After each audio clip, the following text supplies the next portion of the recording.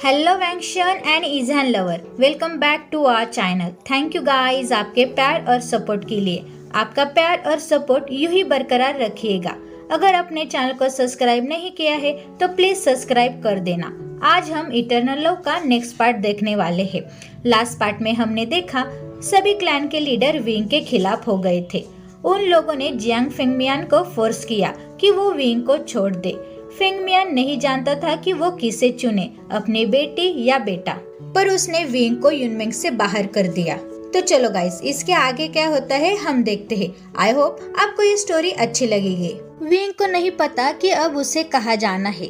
उसके पैर उसे युनमेंग के किनारे तक ले गए। चलो चलते हैं। वांग जी की आवाज से विंग अपने ट्रैक पर रुक गया और लैन वांग जी की तरफ देखा। वांग जी ने और कुछ नहीं कहा। उसने विंग का हाथ पकड़ा और बोट में बैठ गया। सिचिन उन दोनों को अकेला छोड़कर किनारे से निकल गया। विंग और लैन वांग जी दोनों बोट में शांत बैठे हुए थे। विंग ने अपना सिर वांग जी की गोद में रखा हुआ था और वांग जी उसके बालों को सहलाने लगता है। लैन वांग जी अपने लवर को इस तरह से नहीं देखना चाहता। विंग, अपना रोना कंट्रोल मत करो, उसके बजाय रोना बेहतर है, इससे दर्द हल्का हो जाता है, वांग जी ने कहा। विंग अपनी वीक साइड किसी को नहीं दिखाता। वो हमेशा अपना दर्द अपनी मुस्कान में छिपाने की कोशिश करता है। लैंज़हैन, ये दर्द करता है। विंग के टूटे हुए शब्दों ने वांग जी के दिल को जकड़ लिया। अब मैं उनके बिना कैसा रहूं? ये मेरी गलती है कि मैं एक गार्ड का बेटा हूँ। क्यों हर कोई मुझे चोट पहुँचाने की कोशिश करता है? मैंने उन सभी का क्या बिगाड़ा है? विंग ने रोते हुए कहा।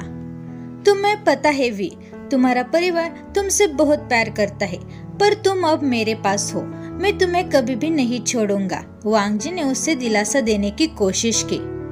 क्या होगा अगर वे आपको भी मुझसे अलग करने की कोशिश करेंगे तो? लैंज़हैन, प्लीज मुझे मत छोड़ो, मैं तुम्हारे बिना नहीं रह सकता, विंग ने रोते हुए कहा और एक बच्चे की तरह वांग जी की गोद में सिसक रहा था। मैं तुम्हें नहीं छोड़ूंगा, चाहे जो भी हो। मैं भी तुम्हारे बिना नहीं रह सकता विंग, मैं सब कुछ संभाल लूंगा, वांग जी ने कहा और उसके गालों को सहलाया। रियली? विंग ने कहा। वांग जी ने सिर्फ सिर हिलाया। लैंज़हैन, लेकिन आप मेरी वजह से मुश्किल में पड़ जाएंगे। क्या होगा अगर उन्होंने मेरी वजह से आपको चोट पहुंचाई तो? विंग ने कहा।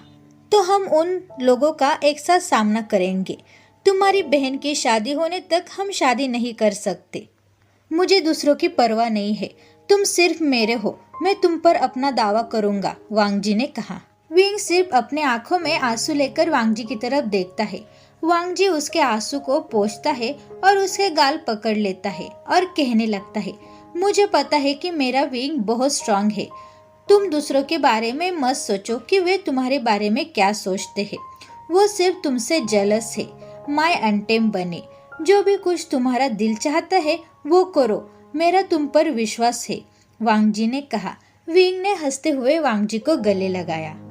लैंज़हैन, मुझे पहले से ही पता था कि ऐसा एक दिन आएगा, लेकिन मैंने नहीं सोचा था कि यह इतनी जल्दी आएगा, विंग ने कहा। कैसे? आप कैसे जानते हैं? वांग जी ने पूछा।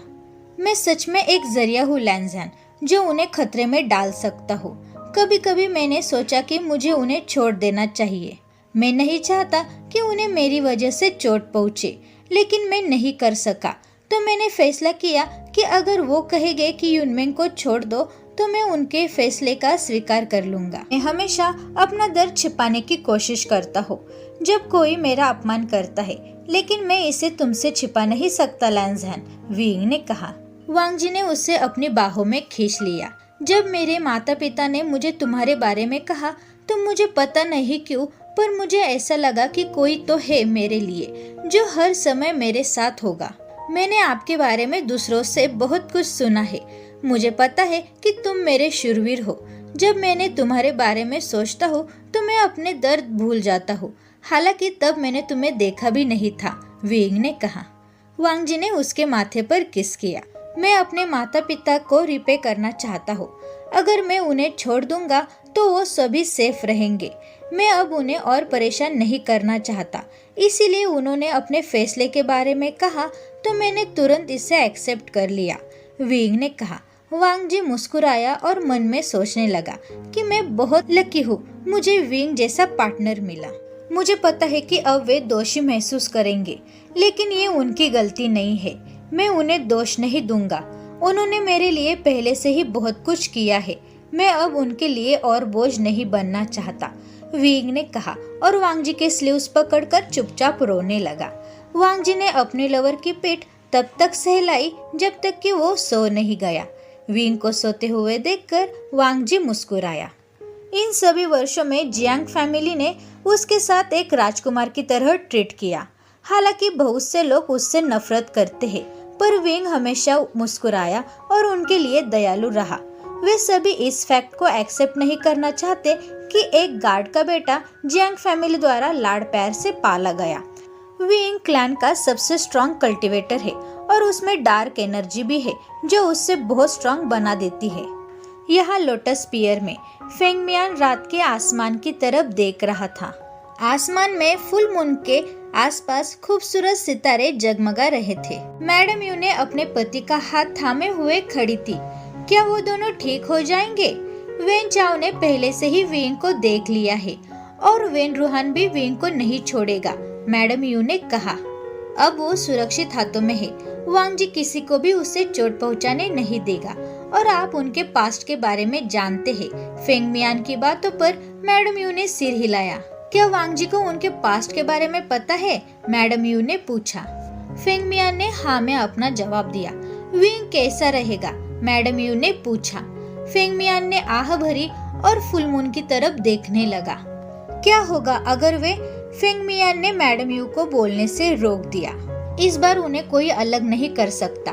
वांग जी ने लॉन्ग टाइम से विंग का इंतजार किया है। हमारे एंसेस्टर ने गलती की, हम इस गलती को दोबारा नहीं होने दे सकते, फेंग मियान ने मैडम यू को समझाया। विंग को अपना अतीत तब तक याद नहीं आएगा जब तक कि शियान उसे प्रोवोक नहीं करेगा, लेकिन वांग जी ने ऐसा किया और इसीलिए उसे पास्ट के बारे में सब कुछ याद है और यही कारण है कि वो विंग के लिए ज्यादा प्रोटेक्टिव है। इसीलिए एल्डर लैन भी शादी के लिए एग्री हो गई। मुझे उम्मीद है कि सब कुछ ठीक हो जाएगा। वे दोनों जानते हैं कि वेन रूहान और राजा लिऊ विंग को नहीं छोड़ेगा, लेकिन वे ये भी जानते हैं कि वांग जी विंग को चोट नहीं पहुंचाने देगा। वांग जी एक घायल शेर की तरह है जो अपने शिकार का वेट कर रहा है। जो भी विंग को चोट पहुंचाने की कोशिश करेगा वो वांग जी के हाथों से नहीं बच पाएगा। वांग जी पहले ही विंग को एक बार खो चुका है, लेकिन इस बार नहीं, फेंग मियान ने कहा। अब वांग जी पास्ट के बारे में सोच रहा है। अब ये स्टोरी उनके पास्ट में जाएगी। पास्ट में विंग का नाम शियान है। तुम आ गए, शियान ने मुस्कुराते हुए कहा। उसकी मुस्कान देखकर वांग जी का दिल जोर से धड़क रहा था। शियान वांग जी की गोद में बैठ गया। वो अपना सिर वांग जी की कंधों पर रख दिया। मैंने तुम्हें बहुत मिस किया लैंज़हैन, तुम्हारी वार्मनेस, तुम्हारा सेंट, मैंने इसे बहुत याद किया, शियान ने कहा। वांग जी ने भी मुस्कुराकर अपने हाथ उसके अराउंड रैप किए।